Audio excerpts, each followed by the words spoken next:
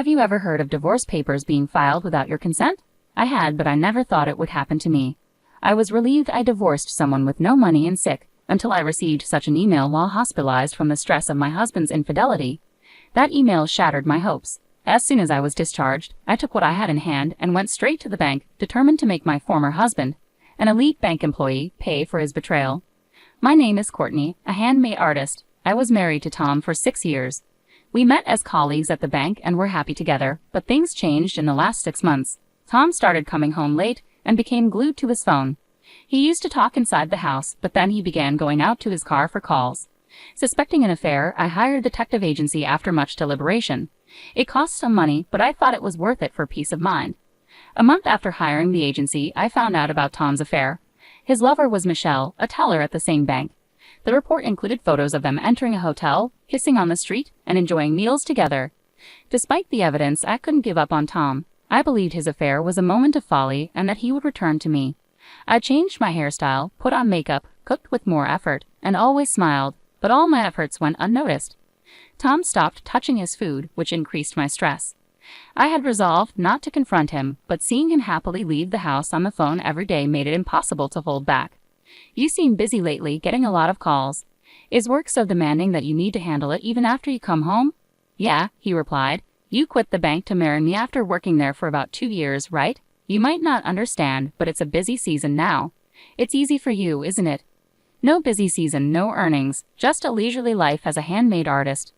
Tom laughed in a way that mocked me. The Tom I knew would never have said such things about my work or laughed at me like that. He used to praise my pieces and support me through late-night work sessions. You don't have to say it like that. I might not be as busy as you, but I take my work seriously. I'm not living leisurely at all. I don't know how much you're earning, but it's definitely less than me, right? I'm paying half of everything, rent, utilities, living expenses, so you can live. It's tough being a woman with no earning power. You wouldn't survive if I divorced you. What kind of thing is that to say? I make enough to cover my share, but that's not the point right now. Do you want to divorce me? Unable to control myself after hearing the word divorce from Tom, I started crying uncontrollably. Tom sighed, annoyed, and left the living room, telling me not to cry over every little thing. Tom's attitude towards me grew colder. The next day, he completely ignored me, not even meeting my gaze. Despite the situation, I kept wondering how we could return to being the happy couple we once were. The immense stress led to sleepless nights and spontaneous tears. Unable to bear it alone, I met with my high school friend Sophia for advice. Sophia, still single, was a successful career woman. Tearfully, I shared my feelings with her, feelings I couldn't share with anyone else. Tom is completely infatuated with Michelle. He comes home later and later. I don't know what to do anymore. Do you still love your husband, Courtney? Do you want to get back to how things were before? Sophia asked. I honestly expressed my feelings. It's stupid, but I still love him. I don't want to give up, but everything is so hard. Just then, I started coughing violently and bent over. I've had asthma since before, and it had worsened due to the stress from my relationship with Tom. I took out my inhaler, but I was coughing so much that I couldn't inhale at all. The relentless coughing made me suffer unbearably. Unable to remain seated, I collapsed onto the floor. Courtney, are you okay? Please, someone call an ambulance. Sophia called out desperately, but I couldn't respond and lost consciousness. When I woke up, I was in a hospital bed. Courtney, thank goodness you're awake. Are you okay? Can you understand me? When I looked toward the voice, I saw Sophia with tears in her eyes. Attempting to speak cautiously, I managed to utter, thanks, despite coughing. Sophia nodded while crying and immediately pressed the nurse call button. The attending doctor arrived and explained that due to the severity of my asthma symptoms, I would need to be hospitalized for about a week. With nothing prepared for a sudden hospitalization, Sophia bought me a hospital admission set from the shop and filled out the necessary paperwork. I tried to inform my husband about my hospitalization, but couldn't reach him. Sophia tried calling Tom's cell phone, but he didn't answer. Considering contacting my workplace, I hesitated, fearing their reaction. Eventually, Sophia helped me draft an email, which she sent on my behalf. Sophia stayed until the end of visiting hours and then left. I drifted in and out of sleep due to the medication, constantly checking for any messages from Tom. The first message from him came at 1:00 a.m. If you're hospitalized, there's nothing I can do. I'm busy with work, so I won't visit you. Upon reading that email, I felt truly sad, hurt, and miserable. It wasn't just that Tom said he couldn't come because he was busy, but that he wouldn't come at all. This made it clear to me that he no longer had any love for me. I thought I shouldn't cry, but tears came uncontrollably. I didn't reply to the email and just cried until morning. 2 days passed. Tom didn't visit, but Sophia diligently showed up after work. That's great. You look a bit better. Are you able to eat? I brought your favorite novel. Sophia's lively visits and smiles saved me. I can't thank her enough. Thank you, Sophia. I'm feeling quite good today. My cough has settled down a lot. The doctor said he might discharge me in about 2 more days. Sophia was really happy and started planning for us to go out and eat something healthy after my discharge. As Sophia and I were discussing where to go, I received an email notification. The subject line read, "Glad I divorced a broke, sick person." Reading the email from Tom over and over, I couldn't understand its meaning and just froze with my phone in hand, my heart racing and my mind in turmoil. You don't earn much, do you? Falling sick without doing any serious work. Don't make me laugh. Wife lottery, a big failure. So I filed for divorce. Take care. Seeing the follow-up email, I laughed unconsciously. It felt like a farce, getting divorced by Tom while hospitalized for asthma.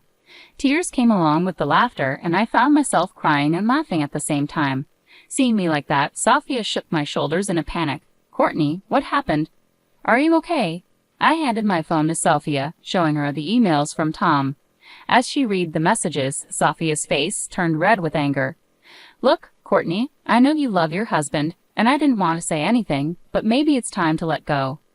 I understood what Sophia meant. Even though she started crying from the emotion, she managed to put her words together. "Just divorce him, Courtney. You need to take care of yourself, no matter how much you love him. Sorry to be blunt, but you can't be happy with such a shitty man."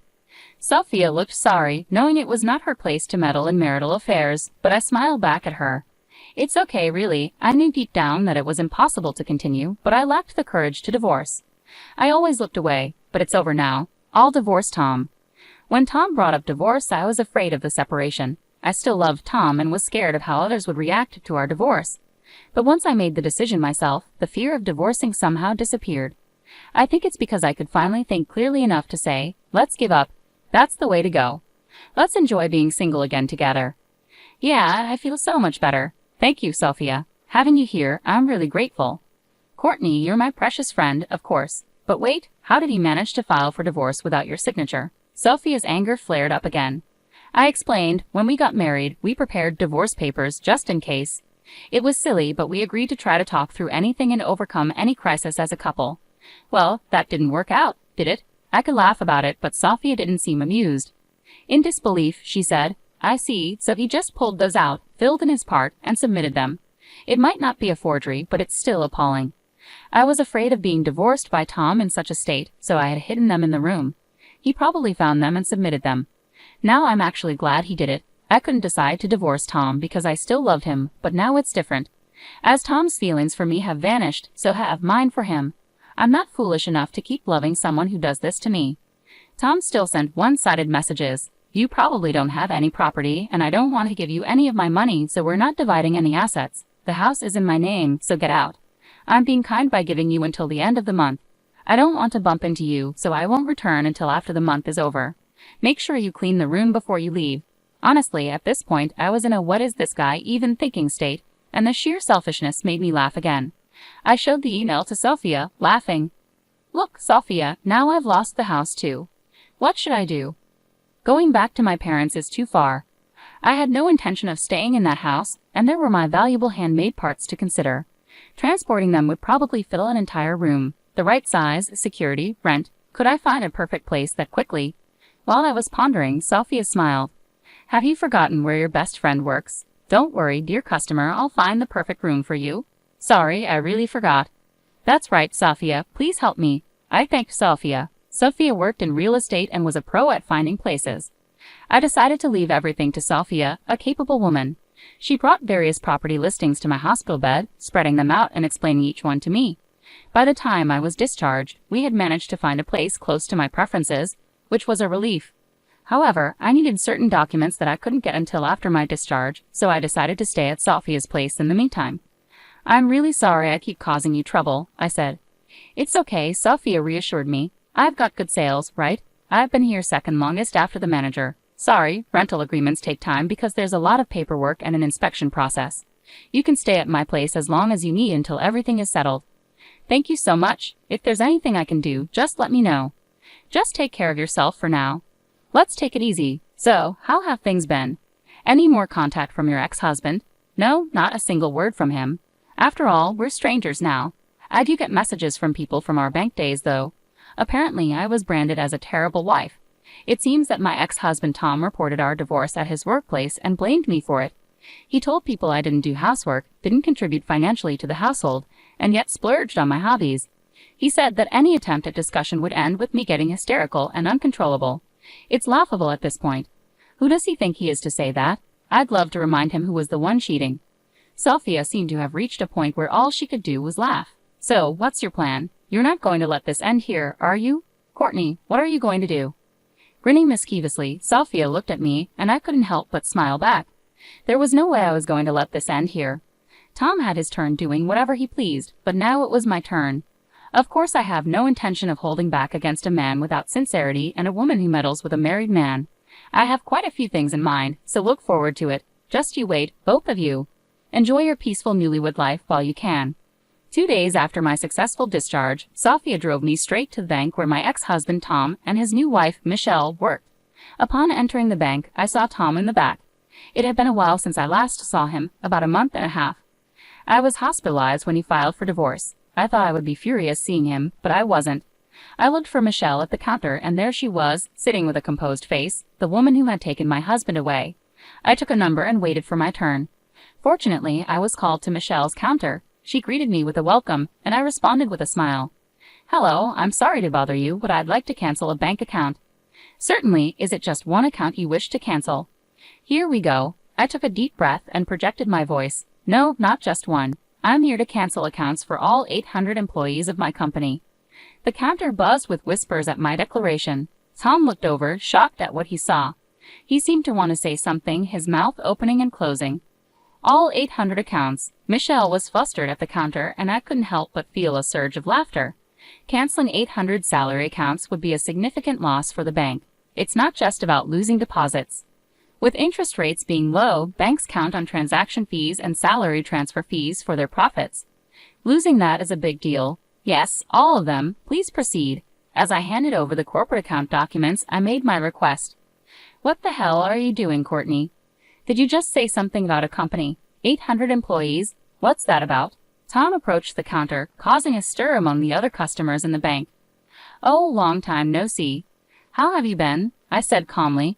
What do you mean? It's exactly as I said. I've been a company president even when I was married to you. It's a handmade business, as I'm both an artist and a president. I spoke the truth at the counter. You were president. I didn't know that. You never said anything about that when we were married, did you? No, I didn't. You used to mock me for being a failing handmade artist, right? I earn more than you do. I didn't want to hurt your pride, so I kept it to myself. Michelle, who had no idea who I was, looked at me in shock. She whispered softly, wondering if I was really the person she thought I was. Hello, I'm his ex-wife. Please proceed with the cancellation quickly. Tom and Michelle were frozen, not knowing how to react to the unexpected situation.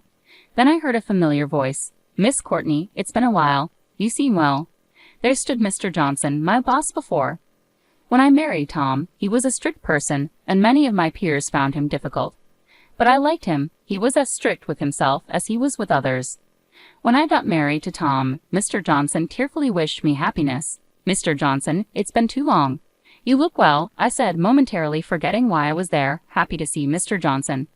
Yes, I'm doing well. Tom told me about the divorce, and I've been worried about you. It seems you've been through a lot. How about we talk in the back room while we wait? Of course. These two and I will be there, I said, glancing at Tom and Michelle. Mr. Johnson's gaze was sharp, likely because of my divorce and Tom's remarriage to Michelle. Their faces, which were red a moment ago, turned pale. They seemed to be having a busy day, changing colors like that. I don't mind at all. I'd love to catch up with you, Mr. Johnson.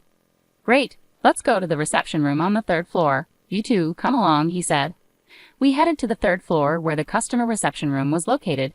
Mr. Johnson opened the door for us, and we entered and took our seats. It's really been a long time, Mr. Johnson. I feel regret for meeting under these circumstances. I spoke honestly, and Mr. Johnson smiled back. No worries. I was surprised by the situation, but I'm glad to see you're doing well.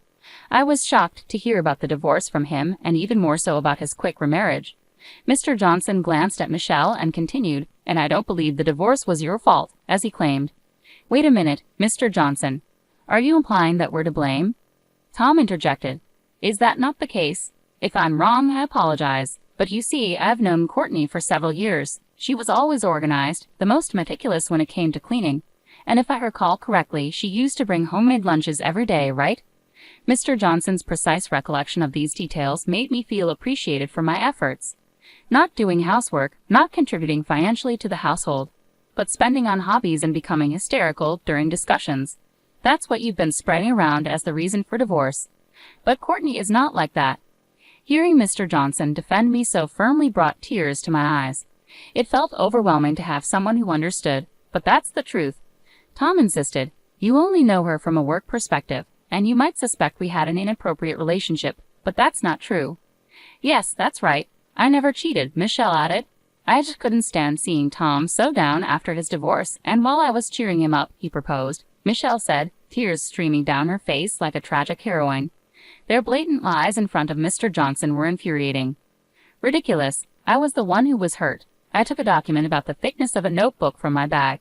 Would you like to see this, Mr. Johnson? You two can look as well. Oh, but perhaps there's no need. You're probably well aware of what's in it. I handed over the investigation report from the detective agency to Mr. Johnson. He took it, smoothly dodging Michelle's attempt to grab it with a scream. Sit down and be quiet, Mr. Johnson commanded sternly. Michelle shrieked and clung to Tom. What is this? You said your wife was too stupid to notice anything. This is not what you told me, Michelle exclaimed. It's not like that. She really is stupid. I never thought she would do something like this, Tom stammered. Calling people stupid too much, aren't you? I was about to retort when Mr. Johnson's furious shout exploded. The idiots here are you two. Cheating on your wife, Tom, and you, Michelle, getting involved with a married man and playing the victim. You two are the offenders and Courtney is the victim. Thank you for saying everything I wanted to say. It feels refreshing. But may I add something? Of course, say it. I won't stop you, Mr. Johnson replied, his strong support empowering me. He nodded at me vigorously and began reading the report with intense focus, his frown deepening. You called me stupid, but do you think a stupid person can run a company? It turns out you were the one with the lesser income. How much was your salary again? $100,000? That's plenty. Tom was so proud of his $100,000 salary, which seemed hilarious to me. Michelle nodded along, seemingly proud as well. Is that so? Well, it's not bad, but mine is $400,000. I have 800 employees, and it's only our 4th year in business. The handmade business you look down on. I started a company with my friends. $400,000.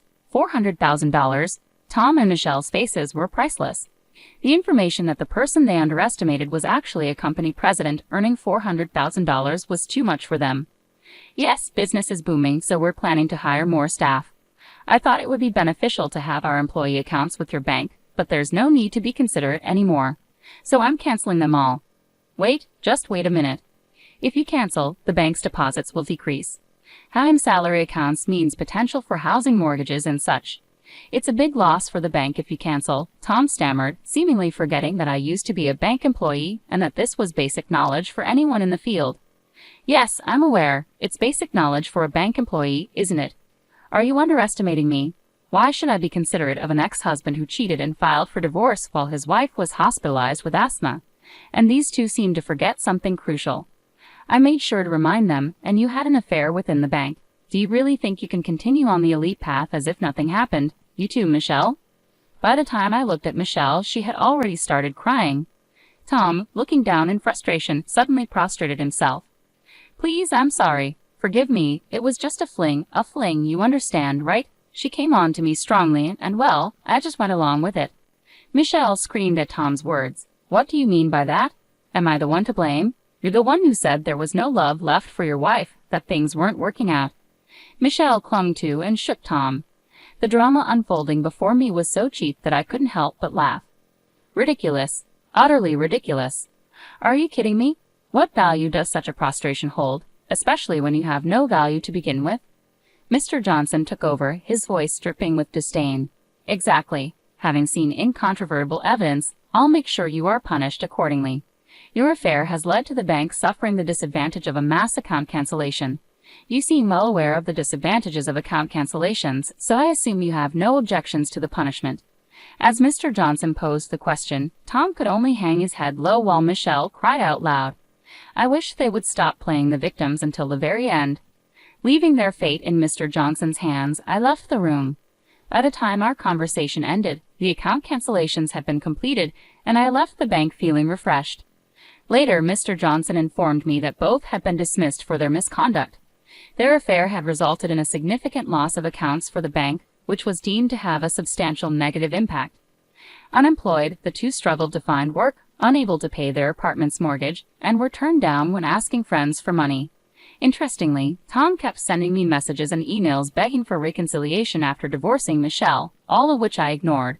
The laughably pathetic emails were forwarded to Sophia, and we enjoyed a good laugh. I also filed for compensation through a lawyer. Tom had the audacity to claim that since I started my company after our marriage, its assets should be divided between us. Unfortunately for him, the assets in the company's name are exempt from division. I thought divorce would be difficult, but working hard post-divorce has made me realize how happy I am. I even wish I had divorced sooner. Humans are strange creatures. With plenty of money to spend freely and no grievances, I've decided to live my life valuing myself more from now on.